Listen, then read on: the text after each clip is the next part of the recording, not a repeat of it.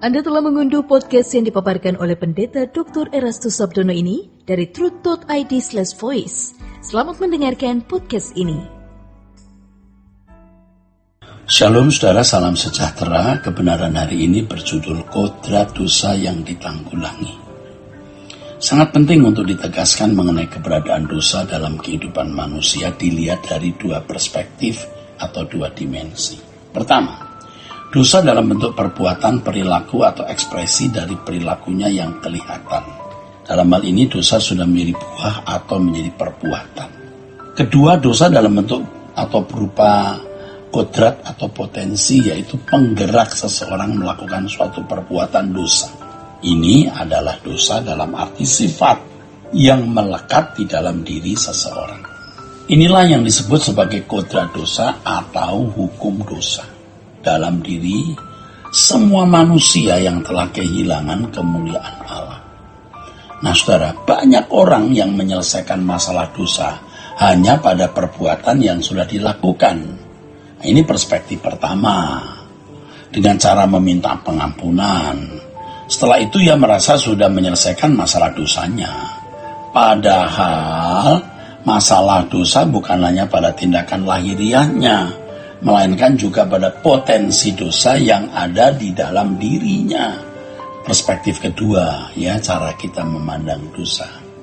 Jadi tidak cukup kita meminta ampun dengan mengatakan, ampunilah dosaku ya Tuhan, aku sudah mencuri, aku sudah berzina, aku sudah berkelahi. Tetapi juga harus melihat kodrat dosa di dalam dirinya yang harus diselesaikan. Kalau kita meminta pengampunan atas perbuatan dosa kita juga harus melihat dan mengakui betapa buruk keadaan yang ada di dalam diri kita, yaitu dosa dalam bentuk atau berupa kodrat atau potensi, yaitu penggerak kita dalam melakukan suatu perbuatan. Oleh sebab itu setiap kali kita meminta pengampunan atas perbuatan dosa, harus sekaligus disertai komitmen atau tekad untuk tidak mengulangi dosa itu dengan cara membunuh atau bersedia mematikan kodrat dosa tersebut.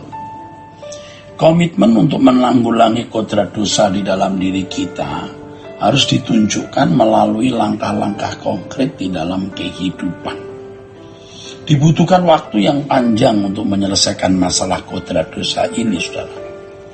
Pengampunan atas dosa-dosa yang telah kita lakukan dapat diterima dalam sekejap dan seketika itu juga, ya, tidak membutuhkan proses dalam waktu panjang. Ya, ketika kita meminta ampun atas perbuatan yang sudah kita lakukan. Tetapi kalau kita menyelesaikan masalah kodrat dosa yang ada di dalam diri kita, itu membutuhkan waktu yang panjang dan perjuangan yang berat, yang melibatkan seluruh kehidupan kita ini tanpa batas. Langkah-langkah untuk menyelesaikan kodrat dosa itu pertama, mendengarkan firman yang benar. Sebab firman itu menguduskan, saudaraku, ya. Yohanes 17 ayat 17, firman itu menguduskan. Firman bukan menguduskan perbuatan dosa yang sudah kita lakukan, tetapi firman menguduskan potensi dosa di dalam diri kita. Adapun perbuatan dosa kita yang dilakukan dapat diselesaikan dengan darah Yesus. Ya, perbuatan dosa yang kita lakukan dapat diselesaikan dengan darah Yesus, tetapi kodrat dosa diselesaikan dengan ketekunan mendengar firman yang mengubah cara berpikir sehingga memperoleh kemerdekaan dari dosa. Itulah sebabnya firman Tuhan mengatakan bahwa Injil itu kuasa Allah yang menyelamatkan. Nah, di sini maksudnya adalah pengajaran yang disampaikan oleh Tuhan Yesus, itulah kebenaran yang memerdekakan. Dalam hal ini setiap orang percaya membutuhkan Roh Kudus yang menyingkapkan kebenaran Injil yang memerdekakan, ya. Roh Kudus adalah sarana untuk mengalami kemerdekaan rohani, saudara. Itulah sebabnya langkah kedua setelah firman yang bisa menyelesaikan masalah kodrat dosa kita, langkah kedua adalah pimpinan Roh Kudus. Roh Kudus menuntun orang percaya kepada seluruh kebenaran. Nah, itulah sebabnya saudara Berdoa itu sebenarnya bukan sesuatu yang mudah dilakukan. Dalam kenyataannya banyak orang Kristen yang tidak sanggup menyediakan waktu secara teratur menjumpai Allah. Mereka tidak sanggup duduk diam di kaki Tuhan lebih dari 15 menit. Nah, ironisnya lagi, para teolog yang bisa berjam-jam di ruang perpustakaan, 10 menit pun tidak bisa diam di kaki Tuhan guna mengadakan perjumpaan dengan Allah. Sehingga mereka memiliki pengetahuan Alkitab tanpa spirit atau roh yang bisa mengubah jemaat. Dalam perjumpaan dengan Allah banyak hal yang terjadi di luar pengertian kita. Sebab secara adikodrati Allah mengubah kita melalui perjumpaan-perjumpaan dengan dirinya dalam doa. Nah, itulah perjumpaan kita dengan Allah melalui Roh Kudus. Roh Kudus memimpin kita kepada seluruh kebenaran. Maka harus dijumpai di dalam kehidupan doa kita setiap hari, saudara. Nah, orang bisa merasakan keberadaan Allah, kehadiran Allah, kalau dia duduk diam di kaki Tuhan. Kalau dia setia duduk diam di kaki Tuhan, di situ dia akan mengalami perjumpaan dengan Allah. Jangan kita gantikan dengan kegiatan pelayanan, ya, kegiatan secara teknis. Jangan digantikan pula dengan berteologi, belajar ilmu teologi, tetapi tidak mengalami perjumpaan dengan Allah. Oleh sebab itu jangan kecewa kalau melihat pendeta yang cakap berbicara tapi tidak cakap mengelola kehidupannya untuk menjadi serupa dengan Yesus, ya, sempurna seperti Bapa, saudaraku. Jadi penting sekali loh, saudara, duduk diam di kaki Tuhan untuk mengalami perjumpaan dengan Allah di dalam dan melalui Roh Kudus itu. Akhirnya untuk mengalami kemerdekaan dari kodrat dosa, seseorang harus melalui proses pengalaman hidup, ya. Pengalaman hidup. Dalam setiap peristiwa hidup yang dialami atau dijalani, seseorang dibentuk Tuhan, diproses untuk dimerdekakan dari kodrat dosa. Jadi semua kejadian yang diizinkan Allah terjadi dalam hidup orang percaya yang mengasihi Dia.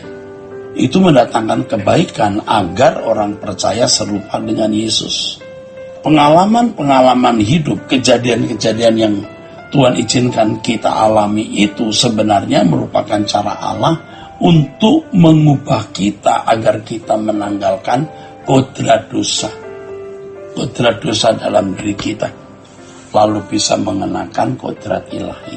Percayalah, saudara, yakinlah, segala kejadian yang orang percaya alami bisa memuat berkat kekal kalau orang percaya tersebut benar-benar, saudaraku sekalian, ya, mengalami prosesnya.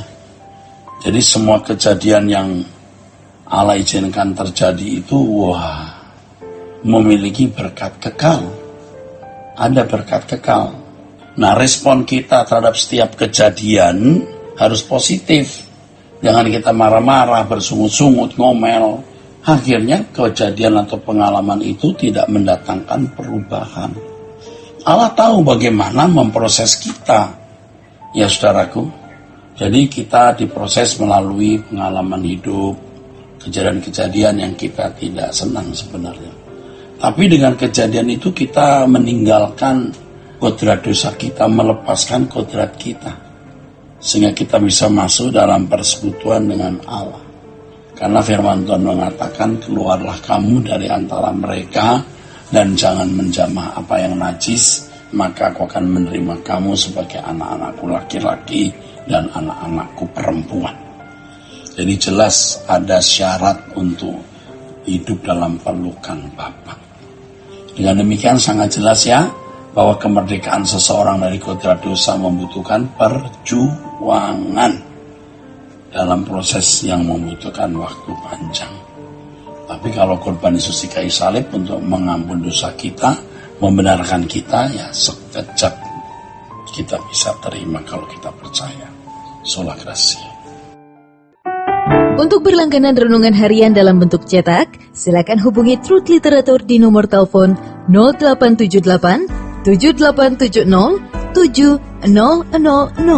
Untuk mendapatkan CD khotbah, MP3 Renungan Truth, dan CD album lagu produksi Sola Gracia, Anda dapat menghubungi di hari dan jam kerja di nomor telepon 021 638 6953. Tuhan Yesus memberkati. Sola Gracia.